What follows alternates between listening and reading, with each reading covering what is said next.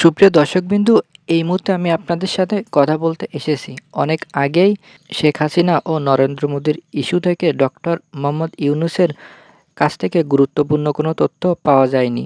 আমি এই বিষয়ে কথা বলতে এসেছি আপনাদের মাঝে। আপনারা ইতিমধ্যে জানছেন, কাতারভিত্তিক আন্তর্জাতিক গণমাধ্যমে আল জায়ের রোববার বাংলাদেশের প্রধান উপদেষ্টা ডক্টর মোহাম্মদ ইউনূসের একটি সাক্ষাৎকার প্রকাশিত হয়েছে। সেই সাক্ষাৎকারে উপস্থিতে শেখ হাসিনা ইস্যুতে ভিন্ন ধরনের প্রশ্ন করেন।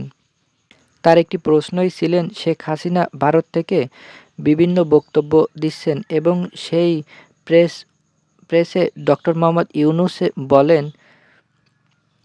ভারতে প্রধানমন্ত্রী নরেন্দ্র মোদীর সাথে বৈঠক হয়েছিল। সেখানে আমি অনুরোধ করেছি যেন শেখ হাসিনা ভারত থেকে এমন কোনো মন্তব্য না করেন যেখানে বাংলাদেশে অস্থিরতা তৈরি হয় এবং তোলপাড় ওঠে।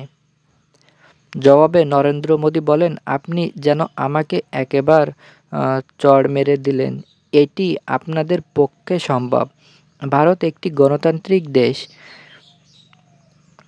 এবং সেখানে সামাজিক যোগাযোগ মাধ্যমে কী সেটি ভালো করে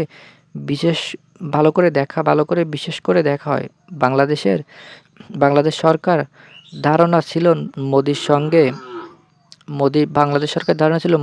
এই বৈঠকে বিশেষ ধরনের এক সাড়া ফেলবে। কিন্তু বৈঠকে যা ঘটল ব্যাপারটা স্পষ্ট হয়ে গেছিল মোদীর সঙ্গে এবং সৌজন্যে হলে একটি বড় কিছু ভাবার সুবিধা ছিল।